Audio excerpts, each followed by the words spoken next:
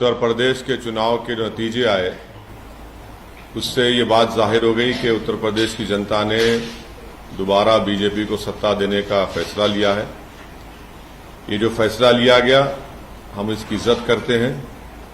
ये आवाम का और जनता का फैसला है और साथ ही साथ मैं अपनी पार्टी के अध्यक्ष जनाब शौकत अली साहब का और पार्टी के उत्तर प्रदेश के तमाम जिम्मेदारों का और जो हमारे पार्टी के मेंबर्स जो महाराष्ट्र से और कर्नाटका से हैदराबाद से जाकर वहां पर कई महीनों से मेहनत किए, मैं उन सब का शुक्रिया अदा करता हूं।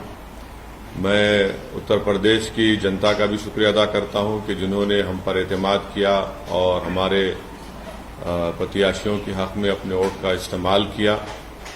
मैं शुक्रिया अदा करूंगा जनाब बाबू सिंह कुशवाहा साहब का जो जन अधिकार पार्टी के अध्यक्ष हैं, और भागीदारी परिवर्तन मोर्चा में जितने पार्टियां शामिल थे उन सबका शुक्रिया अदा करूंगा। और फैसला जो भी नतीजा आया है, हमारी कोशिशें मेहनतें बड़ी थी मगर वो फैसला जैसा हम चाह रहे थे नहीं आया, मगर हम दोबारा मेहनत करेंगे, दोबारा और हमारी जो कमजोरियां हैं उसको दूर करेंगे और मुझे यकीन है कि आने वाला मुस्तकबिल उत्तर प्रदेश में हमारी पार्टी मजलिस इत्तेहादुल मुस्लिमीन के लिए बहुत बेहतर साबित होगा। तीसरी बात यह है कि जो पॉलिटिकल पार्टीज अपनी नाकामी को छुपाने के लिए ईवीएम का चीख पुकार कर रहे हैं, मैंने 2019 में भी कहा था कि गलती ईवीएम की नहीं है, गलती जो लोगों के दिमाग में जो चिप डाल दी गई है वो उसकी बहुत बड़ा रोल अदा कर रहा है।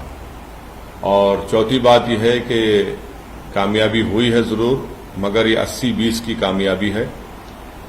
हम अपना काम करते आए, पहले से करते रहेंगे और बस मुझे यही कहना है कि हम लोग काफी मेहनत किए, बहुत अच्छी मेहनत की, दिलो जान से हम लोग हमारे पूरे पार्टी के जिम्मेदारों ने मेहनत की। मैं उन सबका शुक्रिया अदा करता हूं, बल्कि उनसे ये भी अपील करूंगा कि अपने हौसलों को बुलंद रखिए। कल से हम फिर अपने काम पे लग जाएंगे और यकीनन मुझे यकीन है कि आने वाले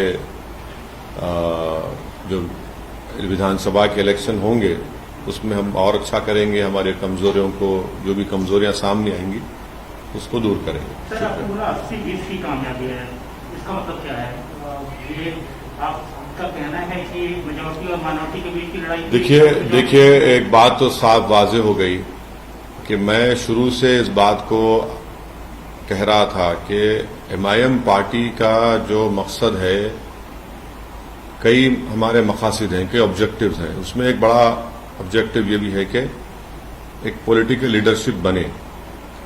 अब अगर आप इस तरह से ये पैगाम देंगे तो फिर आप सिर्फ वोट डालने वाले बन जाते हैं, वोट लेने वाले नहीं बनते हैं आप, और आप एक झुंझुना बन जाते हैं। अब मिसाल के तौर पर ये जितने भी अभी तक नतीजे आए, जो रिजल्ट्स आया, जो बड़ी बड़ी बातें कर रहे थे लोग कि ये इनका वोट ट्रांसफर होगा, उनका वोट ट्रांसफर होगा, ट्रांसफर कुछ भी नहीं हुआ। और जो लोग झूठे दावे पेश कर रहे थे, जो लोग सब्ज, उर्दू का लफ्ज बोल रहा हूं, सब्ज बाग दिखा रहे थे, वो सब मालूम हो गया कि किसका वोट कहां पर गया, किधर गया। तो खैर अभी तो पूरे नतीजे नहीं आए, तो इस नतीजे पर और जब पूरे नतीजे आ जाएंगे उसको देखकर भी फिर हम और यकीनी तौर पर कह सकते हैं। मगर यह है कि जो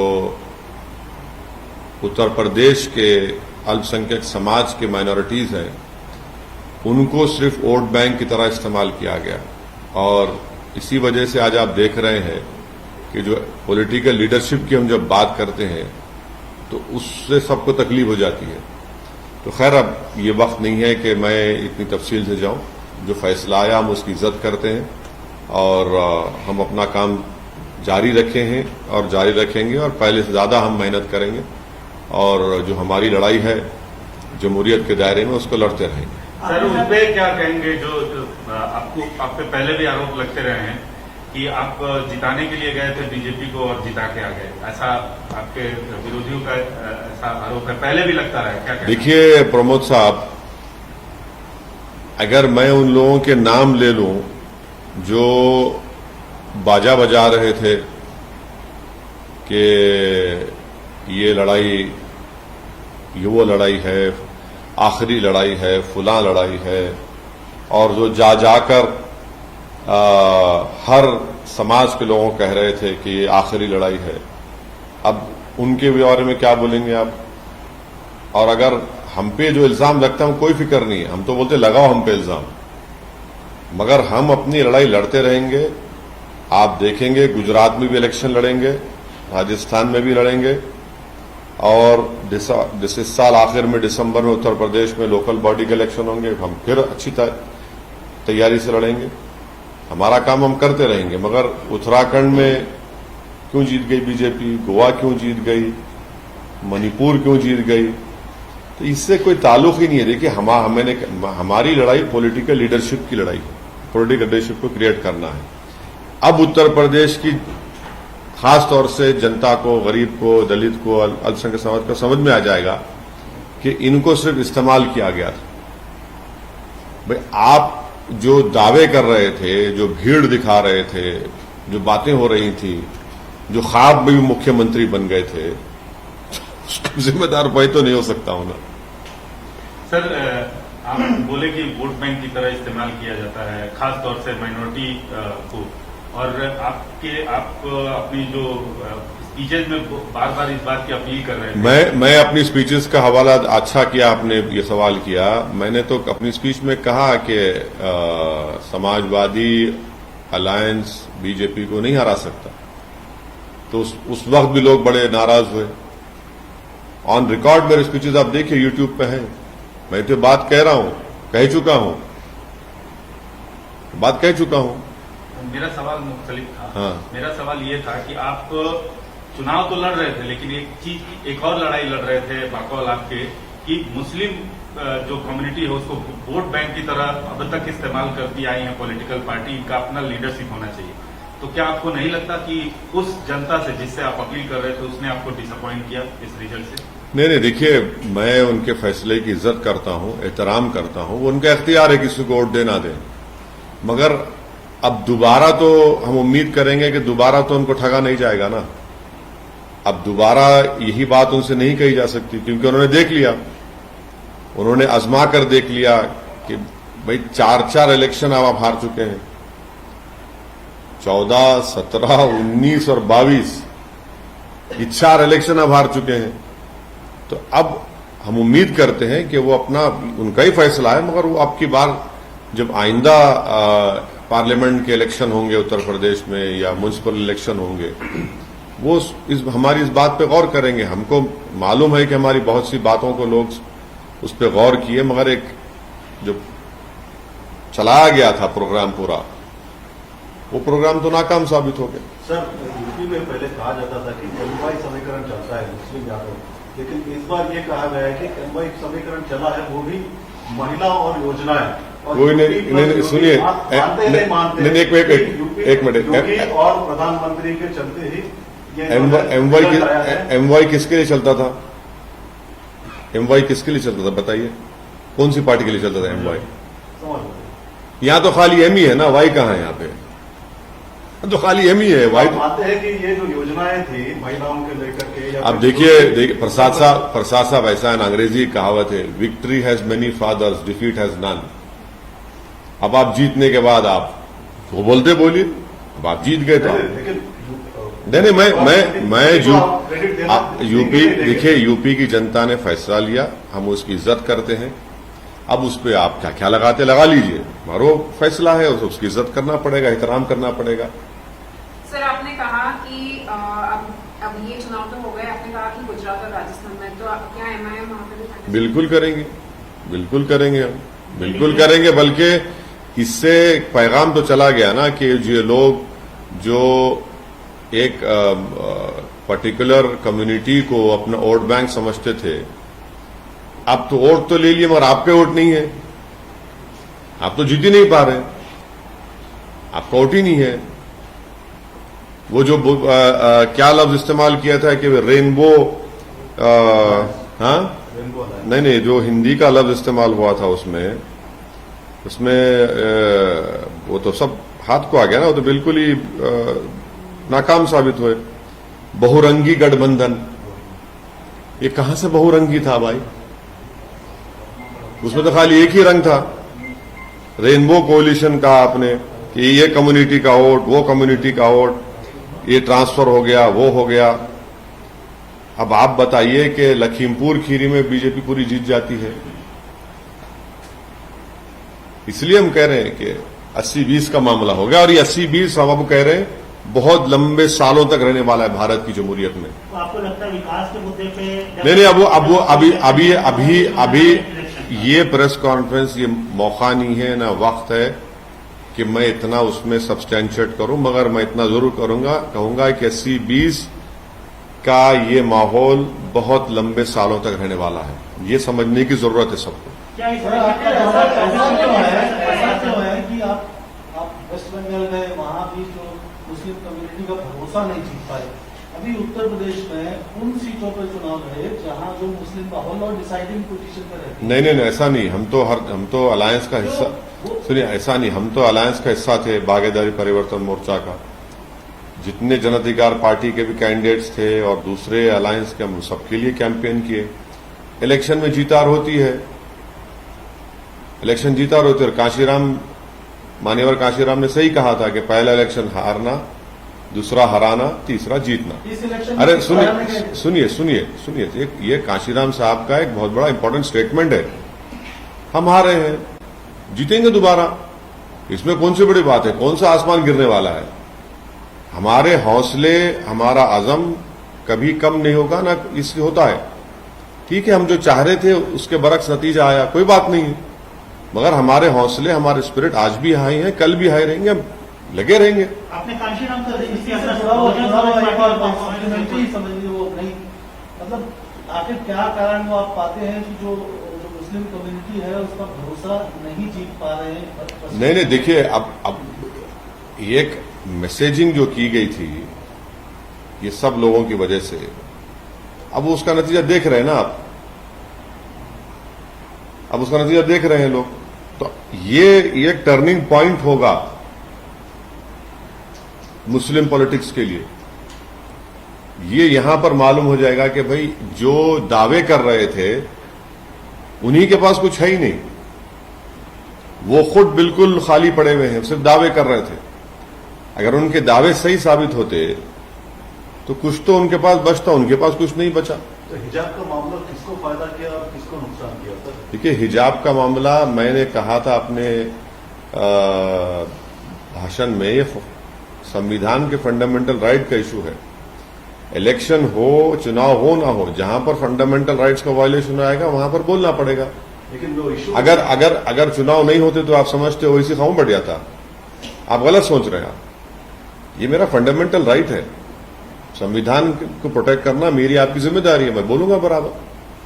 मगर ये बोलना कि इसमें आया, भाई अगर नहीं आता तो भी हम बोलते बराबर। तो 80-20 के नैरेटिव में क्या ये काम आया सर? नहीं, 80-20 का नैरेटिव आपको बताएंगे आराम से। अभी आज की प्रेस कॉन्फ्रेंस हो सर, जाए। आप बोल रहे हैं कि जो मैसेज दिया गया था तो आपका इशारा कहीं न कहीं जमात के जो नुमाइंदे हैं, चाहे वो मेरा इशारा किसी, चाहे वो लीडर हो, नहीं, मेरा इशारा किसी के ऊपर नहीं है।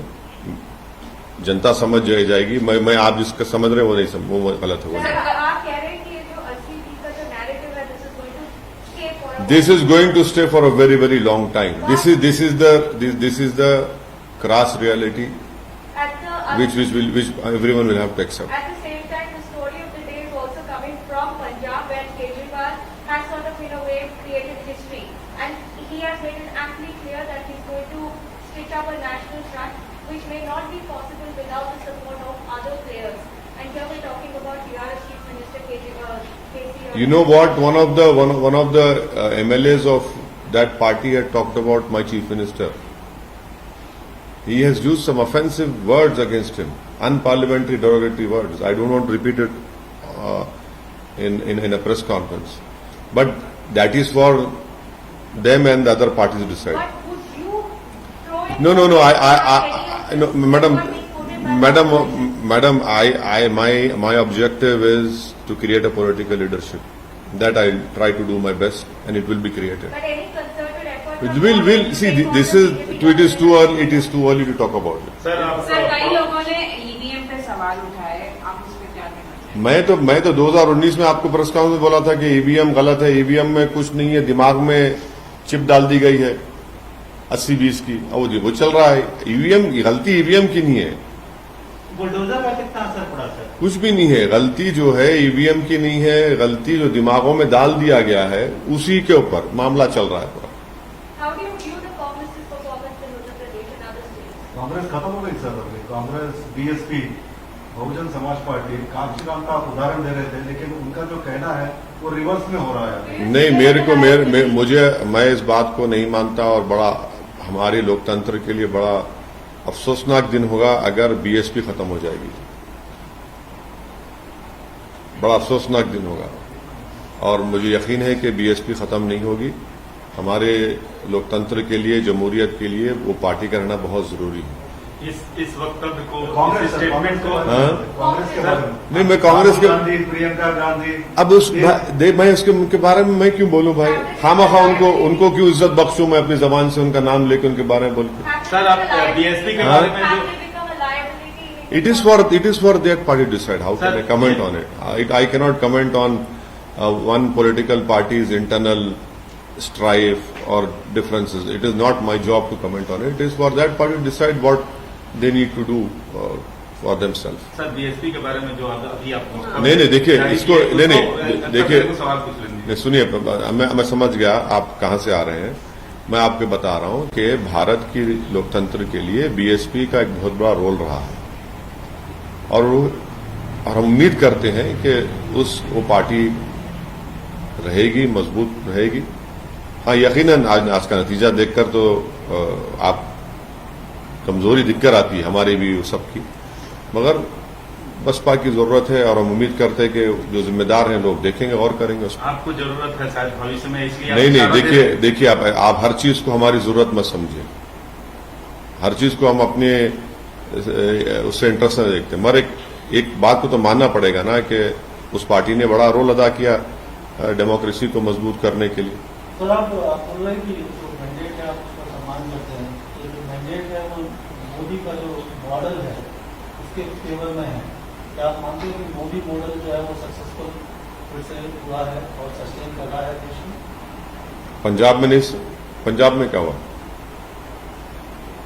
पंजाब में तो कुछ नहीं कर सके। पंजाब में कहाँ थे वो? अच्छा, नहीं थे कभी पावर में नहीं थे ना। अच्छा। पावर में। अच्छा, मैं समझा कि शिरोमणि अकाली दल साथ थी ना बीजेपी की। लेकिन बाकी 4 राज्यों में तो सर असर दिखा। अब भैया अंग्रेजी कहावत है, victory has many fathers, defeat has none. Sir आप 85 राज्य करे, 2 महीने तक हैदराबाद भी नहीं आए। नहीं आया, बीच में आया। लेकिन तो क्या एक पर्सनल लेवल पे लगता है सर, बिकॉज मेहनत करके कभी फंड नहीं मिलता है। अरे आप लोग मेरी पार्टी की हिस्ट्री जानते, ना मेरी हिस्ट्री जानते। मैं एक सिंगल एमएलए था मेरी पार्टी का, फिर हम लोग बड़े, एक ही एमएलए था मैं, हम लोग एमपी का इलेक्शन, 2 एमपी इलेक्शन थे 96-98 का। तो क्या कमियां रह गई? क्या अरे रही होगी भाई, कुछ ना कुछ होगा, हम उस पर देखेंगे, मगर मेहनत के एतबार से हमारा उत्तर प्रदेश का यूनिट, शौकत अली और जितने हमारे जिम्मेदार हैं बहुत मेहनत की, तो यकीनन कहीं ना कहीं कमजोरी होंगी, देखेंगे उसको, मगर इससे हमको कोई मायूसी नहीं है। So do you still feel that Muslims in other parts of the country see you as an outsider? See, that is not, they don't see me as an outsider. They see me as a person who is fighting to create a political leadership and to ensure that everyone gets their hissedari or their share in Indian democracy. These are part and parcel of our life, ups and downs are part and parcel of our life, and to me, for me tomorrow is the next day, is the next challenge, I'll take it up, I'll go What are ahead. your big takeaways? Big takeaway is that the amount of love and affection I have received once again from the people of Uttar Pradesh. I'm thankful to them, irrespective of caste and religion. Wherever I have went, the affection and love which has been shown to me, showered on me, that I will treasure it for the rest of my life. Casting of vote is a personal decision. That we have to respect them. Delhi municipal corporation के चुनाव MCD हाँ, लड़ेंगे, बिल्कुल लड़ेंगे, पूरी तैयारी कर रहे हैं हमारे कलीम हफीज साहब, लड़ेंगे, चुनाव लड़ेंगे। सर, आप पूरे देश में बीजेपी के खिलाफ लड़ रहे थे। आम आदमी पार्टी ने जो परफॉर्मेंस किया है, केजरीवाल को आप बधाई देना चाहेंगे? नहीं, पंजाब की जनता ने फैसला लिया है, वो भी एक वर्डिक्ट है, उसका सबको एहतराम करना चाहिए। हम उम्मीद करते हैं कि पंजाब और मजबूत हो। हम उम्मीद करते हैं कि पंजाब एक हमारा बॉर्डरिंग स्टेट है, वो एक आम प्रदेश की तरह नहीं है, उसके अलग चैलेंजेस हैं, और जब जनता ने फैसला दिया है तो उसको एक्सेप्ट करना पड़ेगा। बधाई देंगे केजरीवाल? नहीं, मैं तो पंजाब की जनता ने जो फैसला लिया उसका एहतराम करता हूं, उसका एहतराम करना चाहिए, क्योंकि उन्होंने वो डिसाइड किया कि एक मैसिव मैंडेट उन्होंने किसी के पार्टी के हक में दिया, तो हम उसका एहतराम करते हैं। सर, इससे थोड़ा सा ये इस इलेक्शन के जो रिजल्ट आए हैं, इसका जो संभावित फेडरल फ्रंट और something minus BJP minus Congress type का, अरे मेरे से क्यों पूछ रहे? नहीं, अरे देखिए, पॉलिटिशियन है, मुझसे मत कुछ मुझसे मत पूछिए, मुझे नहीं मालूम। मैं तो मोस्ट अनटचेबल आदमी हूं ना पॉलिटिकली, तो मुझसे क्यों पूछ रहे आप? मैं क्या बताऊंगा इस बारे में? और कुछ? सर, एक सवाल है। जरूर। राष्ट्रपति चुनाव को लेकर अभी से माहौल बन रहा है, अपने सीएम साहब भी उसके लिए एक तरह से मेहनत कर रहे हैं। अगर कोई बीजेपी के खिलाफ सारी पार्टियां मिलकर अगर एक कैंडिडेट, मेरी देखिए, मुझे आपसे मालूम हो रहा है कि हमारे मुख्यमंत्री इस तरह का प्रयास कर रहे हैं, मुझे नहीं मालूम। मैं जिस दिन हमारे मुख्यमंत्री से मिल लूंगा, वो मुझे टाइम देंगे मिलने का, तो मैं उनसे पूछ लूंगा। मगर जब वो टाइम जब देंगे, मेरी जब मुलाकात होगी मोहतरम वजीर आला तेलंगाना से, तो मैं उन मोहतरम से पूछ लूंगा। अभी तो मेरी बहुत अरसे दराज से मेरी उनसे मुलाकात ही नहीं हो पाई, वो बहुत मसरूफ है। तो जब उनकी गुनागू मसरूफियत में वो थोड़ा वक्त दे देंगे, तो यकीनन आपका सवाल उनसे पूछ लूंगा, और जवाब जब आएगा तो आपको बता देंगे। मुस्तकबिल में संभव है कि अखिलेश से आप हाथ मिलाएंगे? ठीक है, देखिए, मुस्तकबिल में क्या होगा मुझे नहीं मालूम, मगर हम ये कह रहे हैं कि अब आज के इस फैसले के बाद तो हमारी जितनी बातें हम कह रहे थे वो सब सच साबित हो गई, वो सच साबित हो गई। अब ये देखना है कि वो अपनी विधानसभा की सीट पर रहते हैं या फिर वो आजमगढ़ की अपनी पार्लियामेंट सीट छोड़ते हैं। हम तो पार्लियामेंट का इलेक्शन भी लड़ेंगे उत्तर प्रदेश में। सर, आपने एक बात कही कि सिर्फ एम रह गया, वाई नहीं, वाई कहां चला गया? नहीं, प्रसाद साहब ने एम-वाई की बात की थी, तो हम तो बोले, हम ये कह रहे हैं खाली एम ही रह गया है, वाई तो मैदान जंग से गायब हो गया। मोहब्बत में हम ही खड़े हो गए, और जो हमको मैदान में लाए, जंग के मैदान में छोड़ के भाग गए हमको। आप डायरेक्टली ये कहना चाहते हैं कि नहीं, हम पार्टी को यादवों ने सपोर्ट नहीं नहीं किया? अब देखिए, डेटा आएगा, मालूम हो जाएगा, डेटा आएगा। मगर हम तो यही कह रहे हैं ना भाई, नहीं,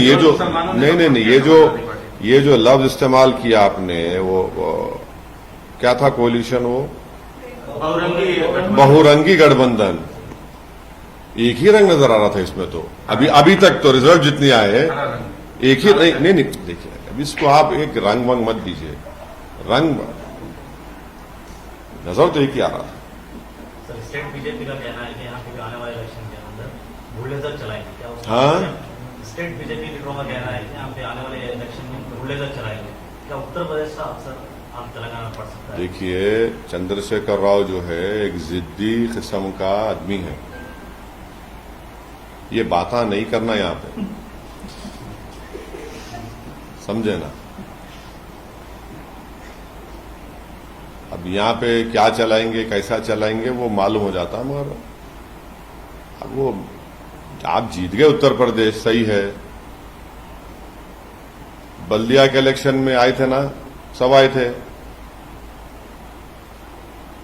लेकिन परफॉर्म भी तो किया सर। हाँ, परफॉर्म किए, फिर उसके बाद क्या? अरे तो छोड़िए ना, वो तो कांग्रेस, जहां कांग्रेस का वैक्यूम पैदा होता है इन्हों फिल कर लेते। इसका मतलब जा- बीजेपी के पास चांस भाई जहां हमारे जितने नंबर से हम रिपीट किए, अंडर एस्टिमेट मत करो आप चंद्रशेखर राव को। और अच्छी बात यह है कि चंद्रशेखर राव अब जो एक्टिव हो गए ना, वो बड़ा चेंज है उनमें, और उम्मीद करते हैं कि वजीर आला ऐसी एक्टिव रहेंगे, वैसी एक्टिव रहेंगे अब आइंदा असेंबली के चुनाव तक। मतलब उससे पहले इलेक्शन होना। नहीं, वो कब कराते वो नहीं मालूम मेरे को, वो मेरे को नहीं मालूम। आपको मालूम है तो बताइए, हम भी तैयारी शुरू कर रहे थे जल्दी। मेरे को तो नहीं मालूम, बट हम तो उम्मीद करेंगे कि हमारे वजीर आला जो एक्टिव आज है, उन्हें एक्टिव रहना, बस एक्टिव रहना, और थोड़ा उन्हें पब्लिक से मिलना भी, थोड़ा जितने उनके एमएलए से तो टाइम निकाल लिए, थोड़ा मिल लिए तो अच्छा रहता। क्योंकि टीआरएस में एक ही फेस है, वो टीआरएस में एक ही चेहरा है बस, वो दूसरे कोई चेहरे नहीं है। केटीआर बहुत बड़ी बात बोले, टीआरएस में कैसे सर एक ही चेहरा है? बिल्कुल टीआरएस में एक ही चेहरा है, कोई दूसरा चेहरा है ही नहीं, भांजा बेटा कोई भी नहीं, कोई नहीं है सिवाय वजीर आला के चंद्रशेखर राव, कोई चेहरा नहीं है। सर पिछले इलेक्शन में बाबू भी बहुत एक्टिव हुए थे, ऐसी नेशनल पॉलिटिक्स में इन्वॉल्व होते, अभी नहीं दिख रहे कहीं। है उन्होंने आंध्रा में है ना थोड़ा बहुत, आंध्रा में है तो थोड़ा बहुत है। नहीं, इनका सिचुएशन ऐसा ना होता कहाँ पे? यहाँ पे। नहीं, देखिए, इन्हों चंद्रबाबू नायडू को छोड़ के निकले, वैसा आदमी नहीं है वो, छोड़ के निकले स्वयं।